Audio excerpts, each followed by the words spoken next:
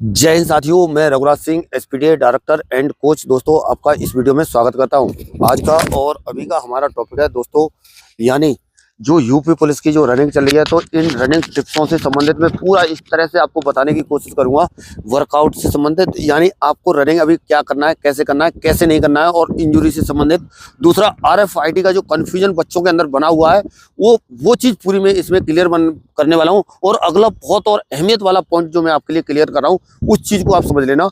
वो एक पॉइंट इस तरह का है कि आपका अगर साथी अगर आपसे तेज दौड़ता है और उसकी टाइम 20-22 के आसपास आती है, तो वो आपको पास करा सकता है, या वहां पर जाकर के किसी से ऐसी आपकी बात हो जाए जिससे क्या है, आप जो है उससे वो अगर सहयोग करे आपका, तो आपका टाइम जो है बहुत अच्छा आ जाएगा और आप जो है ये रनिंग क्वालिफाई कर जाओगे। जो जैसे जिस तरह से गर्ल्स की जो 15 मिनट के आसपास रनिंग आ रही है और बॉयज की यानी 26 मिनट के आसपास रनिंग आ रही है, वो क्या है आसानी से क्लियर कर जाएंगे। इस चीज का आप ध्यान रखना। पर क्या है, ये वीडियो को पूरा अच्छी तरह से देख लो और समझ लो, तभी क्या है आप जो है उस चीज को अपने उस पर क्या कर पाओगे, अमल कर पाओगे और अपना टाइम सही ला पाओगे, और गारंटी के साथ 100% आप पास होगे अगर इस चीज को समझ लोगे और अपने दिमाग के अंदर इन चीजों को क्या करोगे, बैठा लोगे। और अभी मैं करता हूँ पहला पॉइंट स्टार्ट। ये बहुत महत्वपूर्ण पॉइंट है, अभी से लेकर के लास्ट तक इस पॉइंट को जो है आपको समझना है। यानी इसको मैं दो भागों में बताने की कोशिश करूंगा, 2 पॉइंटों में बताने की कोशिश करूंगा। पहला पॉइंट है इसमें, जिनका टाइम सही आ रहा है, समझ रहे हैं ना, जिनका टाइम क्या है वो पास हो रहे हैं और ठीक ठाक आ रहा है, उनके लिए है। सही है, पहला। और जिनका टाइम दूसरी तरह से मैं ऐसे बताऊंगा, जिनका टाइम क्या है नहीं आ रहा है। तो सबसे पहले है जिनका टाइम आ रहा है। जिनका टाइम आ रहा है तो वो बच्चे भी अच्छी तरह से समझ लो बेटा, आपको ज्यादा खींचातानी अभी कुछ करने की जरूरत नहीं है। वे ज्यादा कोई ऐसी एक्टिविटी और ना करें जिससे कि आप जो अपना टाइम कम करने की कोशिश करें और उससे कोई आप अपना जोखिम उठा बैठो। स्पष्ट और साफ है और क्लियर है। क्या है, जिनका टाइम सही आ रहा है उनको अभी कुछ भी ज्यादा करने की जरूरत नहीं है, लेकिन अपने आप को ग्राउंड पर जाना है। ग्राउंड पर जाकर के अपना जैसे हमारे बच्चे जो अभी जो बचे हुए हैं इस तरह से ये कर रहे हैं और इनका भी नहीं हुआ है, तो ये लगातार ग्राउंड पर चलते रहेंगे और नॉर्मल वर्कआउट, सिंपल वर्कआउट जो है इनका चलता रहेगा जब तक ये पास नहीं होंगे तब तक के लिए। ठीक है ना। अभी समझ लो जो दूसरे बच्चे जिनका टाइम नहीं आ रहा है, अब वो कैसे करें। ठीक है ना, वो बच्चे वर्कआउट को फॉलो कर सकते हैं, क्योंकि उनको बेटा थोड़ा सा रिस्क लेने की जरूरत पड़ेगी। वो रिस्क नहीं लेंगे तब तक बेटा काम होने वाला नहीं है, कारण उनको रिस्क लेना पड़ेगा। रिस्क लेंगे तभी तो होगा, जिसमें आपको जैसे जिनके 8 दिन 10 दिन से थोड़ा सा ज्यादा है, तो वो क्या करें, थोड़ा सा स्लो फास्ट भी करने की कोशिश करें, एक आधा रेपिटेशन से भी करने की कोशिश करें। और अगर क्या कहते हैं, इनमें आपको ये चीजें करते समय आपको पेन महसूस होता है या कहीं पर थोड़ी भी दिक्कत परेशानी होती है, तो उसके बाद में आपको वहीं पर क्या करना है, स्टॉप करना है। समझ रहे ना, क्यों वहां पर स्टॉप करोगे तभी मेरे हिसाब से क्या है, आप जो है अपना लास्ट तक और एंड तक उस दिन वाली रनिंग क्या है कर पाओगे। आगे समझ में बात। इस वजह से बिल्कुल बड़ी सावधानी पूर्वक आपको क्या करना है, चलना है। अब ये बच्चों, जिन बच्चों को क्या है इंजरी बनी हुई है, वो बच्चे अपने अच्छी तरह से समझ लो। खास तौर पर इंजरी वाले बच्चे इस पॉइंट को गहराई से समझ लें। जिनके कहीं पर भी थोड़ा बहुत भी है, तो अभी आपको अपने आप को बचा के रखना है भाई, उस दिन की रनिंग के लिए। उसमें आपको क्या क्या चीजें करनी है समझ लो। सबसे पहले क्या है, ओवर यूज बिल्कुल भी नहीं करना है। बिल्कुल भी, आपका टाइम नहीं भी आ रहा है तब भी आपको ओवर यूज नहीं करना है, ना ही ज्यादा वर्कआउट करने की जरूरत है। सिंपल तरीके से जैसे आप चल रहे हो, जैसा आपका रिदम चल रहा है पहले से, उसी रिदम से क्या है आप चलते रहेंगे। ठीक है ना। थोड़ा भी कहीं पर भी दिक्कत परेशानी है, थोड़ा भी प्रॉब्लम है, अपने आप को कच्चे घड़े की तरह समझना है। अभी लास्ट टाइम में, इस टाइम पे बिल्कुल ये समझ लो कि मतलब बिल्कुल कच्चा घड़ा ही है, समझ रहे ना। और नहीं तो अगर थोड़ा भी कुछ किया तुरंत फूट जाएगा, ध्यान रखना इस बात का। ठीक है ना।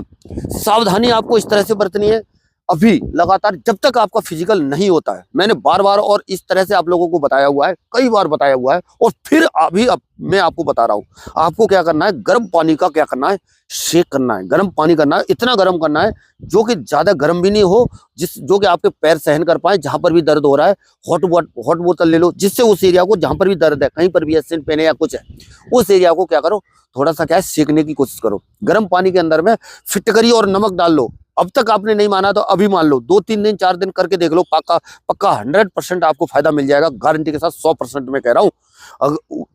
भरी हुई बाल्टी को गर्म करो, अगर यहाँ तक पूरा दर्द है, सीन के अंदर है, भरी हुई बाल्टी पूरा फुल गर्म करो। फुल गर्म करने के बाद में उसके अंदर कम से कम नहीं तो आधा किलो फिटकरी और आधा किलो से ज्यादा नमक उसके अंदर डाल दो। डालने के बाद फिर उसके अंदर पैर डालो और कम से कम नहीं तो 15 मिनट तक उसको उसमें सिकाई करो। धीरे धीरे करके निकालो, कभी 15 मिनट तक सिकाई करो। और इसी तरह से आप 3 बार सिकाई करके देख लेना, ठीक है ना, आपको 100% फायदा होगा, ठीक है ना। दूसरा चीज, जैसे सवेरे के टाइम जब भी कर रहे हो उसके बाद में जाकर के सीधा छत पे बैठ जाओ, जाकर के कहीं जहां पर भी धूप है वहां पर जाकर के बैठ जाओ और उसके बाद में क्या है, पैरों की मालिश करना शुरू कर दो। मैं फालतू के पैसे बर्बाद नहीं करवाता हूँ, फालतू की दवाइयां नहीं। डॉक्टर के पास चले जाना तो वो रेस्ट बोल देगा 50 बीमारी निकल जाएंगी तुम्हारे अंदर, पर उन चीजों से बचना है। तो मैं जो बता रहा हूँ इन चीजों को कर लो, इससे आपको 100% फायदा मिलेगा, गारंटी के साथ फायदा मिलेगा, अगर बड़ी इंजरी नहीं है तो। समझ रहे? सरसों का तेल कौन सा वाला, जिसके अंदर सिर्फ लहसुन का तेल, सरसों का तेल लिया और उसको क्या किया, तवे पे रखा या चमचे में लिया। वो असली सरसों का तेल होना चाहिए, नकली नहीं, डुप्लीकेट नहीं, असली वाला तेल लोगे और उसके अंदर लहसुन डालना है 8-10 गांठें।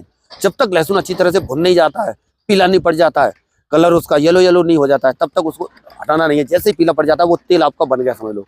उसी तेल को क्या करो आप, जो है क्या करो, उसी तेल से पूरे पैरों को चकचो दो अच्छी तरह से, इतना लगा दो पैरों के अंदर जो कि अच्छी तरह खूब दिखाई देने लग जाए। ये कब की बात, कब करना है, जब आप गर्म पानी से सेकने के बाद। और जब तक पैरों के अंदर यानी तेल वो जो जितना पूरा भिगाया हुआ है तेल से खत्म नहीं हो जाता है, तब तक हल्के हल्के नॉर्मल तरीके से मालिश हल्की हल्की करते रहो।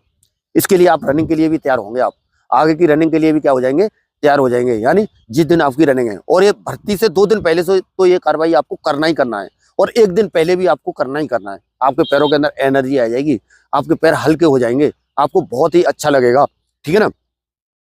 अभी है बेटा, नेक्स्ट पॉइंट है आपका स्ट्रेस से संबंधित। इस टाइम पर, इस वक्त पर जब आपका फिजिकल नजदीक होता है तो ये चीजें, स्ट्रेस हर किसी को होता है और मैंने ये देखा है, मैं खुद इन्हीं स्थितियों से गुजरा हुआ हूँ। मैं अपना पूरा पर्सनल ओपिनियन है मेरा इस चीज का, इंफॉर्मेशन में अच्छी वाली आपको दे रहा हूँ। ये हर किसी को होता है और हमको भी हुआ था और आपको भी होगा। और खास तौर पर जब आपकी इंजरी हो जाती है तो और ही ज्यादा होता है। और ऐसा नहीं है इंजरी किसी का ना होती हो, हर किसी का इंजरी हुई है, मेरे भी हुई है। मैं जानता हूँ ये दर्द क्या होता है क्या नहीं होता है। आप जो है इस बात को हल्के से थोड़ा सा लेना है, ऐसे समझना है कि बस हो गया है। अगर इसको थोड़ा सा गहराई से ले लिया और आपने अपने दिमाग पर थोड़ा जोर देना शुरू कर दिया, स्ट्रेस आपका बढ़ेगा ही बढ़ेगा। अब स्ट्रेस से कैसे बचें, ये चीज को समझ लो। स्ट्रेस से बचेंगे कैसे, ठीक है ना। स्ट्रेस से बचने के लिए ऐसा नहीं है कि आपके दर्द हो रहा है आप घर पे ही पड़े, अंदर ही रूम के अंदर ही और ज्यादा बढ़ेगा। उसके बाद में जैसे हमारे बच्चे यहाँ पर जैसे आ रहे हैं, ग्राउंड पे आए, अपना बाकी चीजें करें, थोड़ा बहुत हंसें, खेलें कूदें, थोड़ा बहुत वो करने की कोशिश करें, जहां इंजरी है उसको बचाने की कोशिश करें। उसके अगला आपका पॉइंट है इसी से संबंधित है, क्या योगा करें।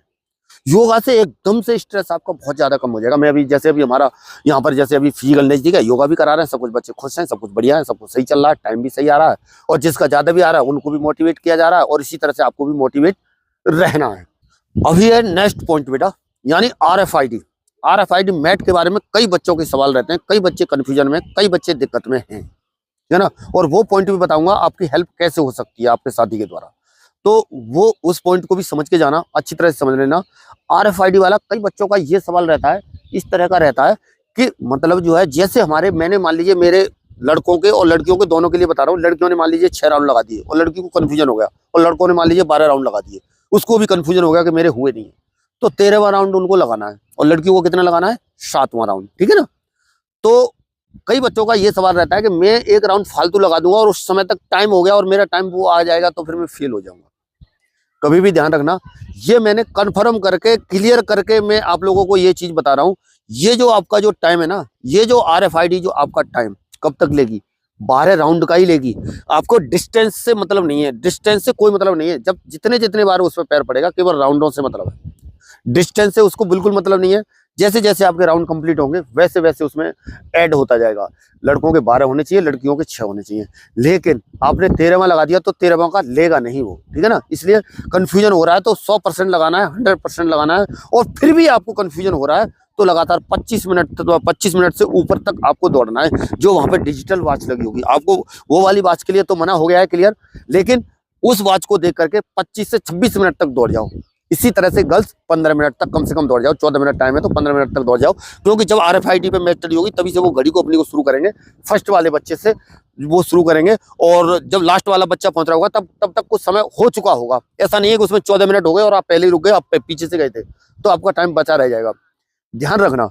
हाँ, अभी क्या है, जो नेक्स्ट पॉइंट है हमारा बेटा, इसी से संबंधित है, RFID से ही संबंधित है। इस तरह का कंफ्यूजन बच्चों को रहता है और मैंने कई बार बच्चे इस तरह के कंफ्यूजन करते हुए देखे, तब मैं आप लोगों को बता रहा हूँ ये बात। ठीक है ना, आपका साथी कैसे मदद कर सकता है, ठीक है ना। आपका साथी इस तरह से मदद कर सकता है कि जैसे मान लीजिए वो आपसे उसका टाइम क्या है, कम आता है, सही है ना, यानी 20-22 मिनट के आसपास, 20-21 मिनट आता है, तो वो एक राउंड और एक्स्ट्रा लगा देगा, तो कोई दिक्कत नहीं है उसको, समझ रहे ना। तो उससे थोड़ा सा बोलो कि आपका राउंड हो जाता है, उसके बाद में मेरी थोड़ा सा क्या है हेल्प कर दो। तो उसको क्या करना, वो बाहर की साइड में वो आपके साथ दौड़ता रहे, थोड़ा सा हौसला अफजाई करे, आपको मोटिवेशन करे, तो उससे क्या है आपकी रनिंग में जरूर इजाफा होगा। ये खास तौर पर देखा यह जाता है कि लास्ट और आखिरी राउंड के अंदर में ही बच्चे ज्यादा मार खाते हैं और लास्ट में ही पास और फेल ज्यादा होते हैं। तो इस वजह से आपको आखिरी राउंड पर अगर वो मदद कर देता है, उस टाइम पे दौड़ते रहेगा, पता तो रहेगा वो कहाँ पे दौड़ रहा है, थोड़ा सा स्टॉप लेकर के, और आपके साथ क्या है वो चल सकता है। और नहीं तो वैसे वहां पर अगर जल्दी भी स्टॉप हो गया तो क्या पता उसको अंदर कर दे या बाहर कर दे, वो भी रहता है। ठीक है ना, इस चीज को आपको अपना देख लेना है, अपने आप को मद्देनजर रखते हुए इन चीजों को करना है। और उसके बाद में बेटा अगला पॉइंट है, आप जो है पानी की पूर्ति आपके शरीर में अभी से बढ़ाना शुरू कर देना। जैसे 4-6 दिन रह जाते हैं, पानी की पूर्ति आपके शरीर के अंदर जितनी आप कर सकते हो, जिससे डिहाइड्रेट ना हो पाए, आपकी बॉडी क्या है हाइड्रेट रहे। ठीक है ना, ये पॉइंट जो है बहुत ज्यादा मदद करेंगे। पानी वाला पॉइंट हो गया। दूसरा, आपकी बॉडी के हिसाब से नॉर्मल वर्कआउट जो है क्या है आपका चलते रहना चाहिए, और मोरल डाउन नहीं, और लास्ट तक और आखिरी दम तक आपको हिम्मत रखनी है कि मुझे ये रनिंग करनी है। और इसके बाद में आप जो है यदि हमारे चैनल को बहुत पहले से देख रहे हो, अगर आपको हेल्प मिली है, अगर आप दिल से ये चाहते हो कि मैं जो है क्या कहता है वास्तव में मुझे इस चैनल से कुछ मदद मिली है, तो कुछ ना कुछ ऐसा लिख करके भेजना। जिस दिन आपकी रनिंग लग जाती है तो हमें भी थोड़ा सा मोटिवेशन मिलेगा, और हो सके तो व्हाट्सएप पे अपना फोटो भेज देना, तो मैं भी देख करके थोड़ा सा खुश हूँगा कि मैं जिस फील्ड में ये मेहनत कर रहा हूँ, तो क्या है वास्तव में कुछ बच्चों को रिजल्ट मिल रहा है। रिजल्ट तो मिल ही रहा है, ये तो मेरी गारंटी है, और मैं बता भी रहा हूँ आपको, बहुतों को मिल चुका है, आपको भी मिलेगा। पर क्या है, जब तक आप नहीं बताओगे तब तक मुझे कुछ पता नहीं चलेगा, समझ रहे ना। तो इस वजह से क्या है, आपको इन चीजों को क्या है थोड़ा सा मेरे को बता दोगे तो मेरे को भी थोड़ा मोटिवेशन मिल जाएगा, और आगे भी ऐसे ही बच्चों की हेल्प करता रहूंगा। चलिए बच्चों, मिलेंगे नेक्स्ट वीडियो में नई जानकारी के साथ। तब तक के लिए सभी को थैंक यू। जय हिंद, जय भारत, भारत माता की जय।